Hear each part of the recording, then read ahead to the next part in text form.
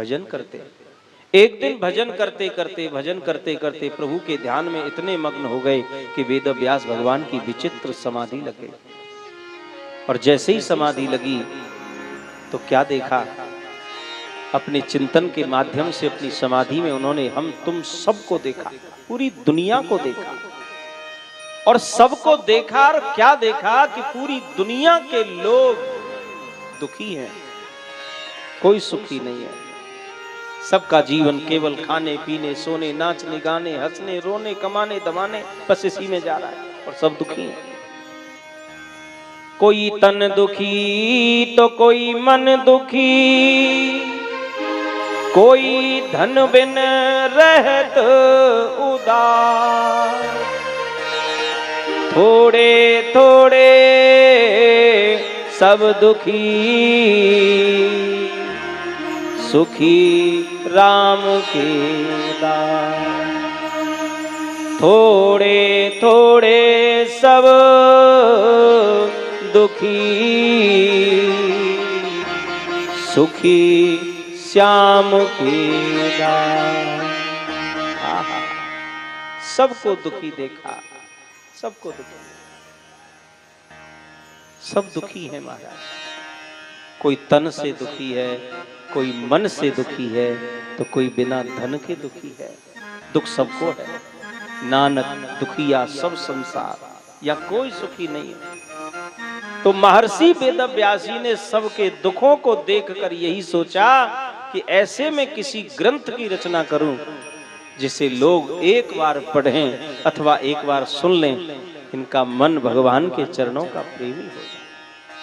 तो ध्यान देना, पहले हमारे यहाँ एक ही वेद था, ऋग्वेद।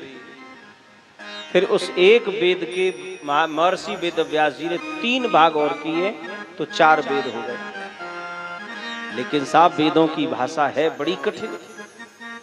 वेद हर कोई नहीं पढ़ सकता, और कोई पढ़ भी लेता है तो उसके अर्थ को अनर्थ कर लेता है, अनर्थ कर देता, समझ में नहीं आता, सबको समझ में नहीं आता। फिर वेदों के आधार पर वेदव्यास जी महाराज ने 17 पुराणों की रचना और करी, जिनमें विष्णु पुराण सबसे श्रेष्ठ माना। लेकिन इतना सब कुछ करने के बाद भी वेदव्यास जी का मन शांत नहीं हुआ जी। उनको लगता है कि अभी लोक कल्याण के लिए मैंने कुछ ज्यादा किया नहीं। वेदव्यास जी दुखी रहने लग गए। फिर नारद बाबा ने आकर के उनको समझाया, व्यास जी पारासर्ज महाभाग भवद कश्चिदात्मन परतुष्यति शारीरम आत्मा मानस्य एव वा। हे पराशर नंदन व्यास, क्या बात है, आप दुखी हैं? आपके दुख का कारण क्या है व्यास जी? तब नारद बाबा को सारी बातें उन्होंने बताई। महाराज मैंने इतने शास्त्रों की रचना कर दी, लेकिन मेरा मन संतुष्ट नहीं होता। तो नारद जी ने बड़ी प्यारी बात कही, वेदव्यास जी आपने जितने भी वेद शास्त्रों की रचना की है, ये संसार के कर्मों में जो लिप्त हैं उनके लिए तो ठीक है, पर जो परम हंसों के समान वैष्णव जन हैं, जो भगवान के प्रेमी भक्त हैं, उनके लिए जब तक आप भागवत जी की रचना नहीं करोगे, आपका मन संतुष्ट नहीं होगा। भगवान के जो संत, भगवान के जो भक्त हैं, वो वैष्णव जन हैं, वो हंसों के समान हैं, और संसार के कर्मों में जो लिप्त हैं, नारद जी कहते हैं वो कौआ है, कौआ।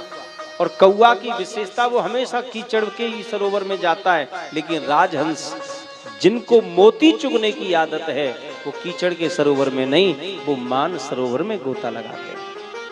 कि नयत बचित्र पदम हरेर्यसो जगत पवित्रम प्रगणित करचित तद्वायसं तीर्थमुशन्ति मानसा नयत्र हंसा निर्मंतु शिक्षया।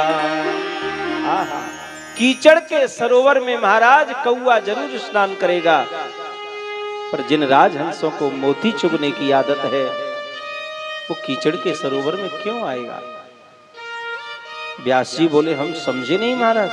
नारद जी बोले समझ लो, आपने जितने भी वेद शास्त्रों की रचना की है वो उन लोगों के लिए ही ठीक हैं जो केवल और केवल संसार के कर्मों में लिप्त रहते हैं। उनको तो कहीं तक इन सब से लाभ मिल सकता है, पर जो राम प्रभु के, श्याम प्रभु के हंसों के समान जो वैष्णव जन हैं, उन प्रेमी भक्तों के लिए जब तक आप भागवत जी की रचना नहीं करोगे आपके मन को संतोष नहीं हो सकता महाराज, नहीं हो सकता। व्यास जी ने कहा लेकिन महाराज वो तो ठीक है, पर अब मैं कुछ कर नहीं पाऊंगा। क्यों? अरे बुढ़ापा हो गया ना शरीर को महाराज, मैं बूढ़ा हो चला महाराज, अब मेरे बस की बात नहीं कुछ करना। तो नारद जी कहते कोई बात नहीं, आपके सामर्थ्य में यदि ऐसा करना नहीं है तो आप संतों के चरणों का आश्रय ले लीजिए। जो संतों के चरणों का आश्रय लेता है उसके लिए संसार में कोई भी कार्य कठिन नहीं होता, कोई कार्य कठिन नहीं होता, संतों की कृपा। हाँ हाँ। और नारद जी कहते महाराज मैं दुनिया की बात क्या कहूँ, मैं तो अपनी बात बताता हूँ, मेरे ऊपर संतों की कृपा है महाराज। आज जो मैं देवर्षि नारद बना हूं ये संतों की कृपा से बना हूं महाराज।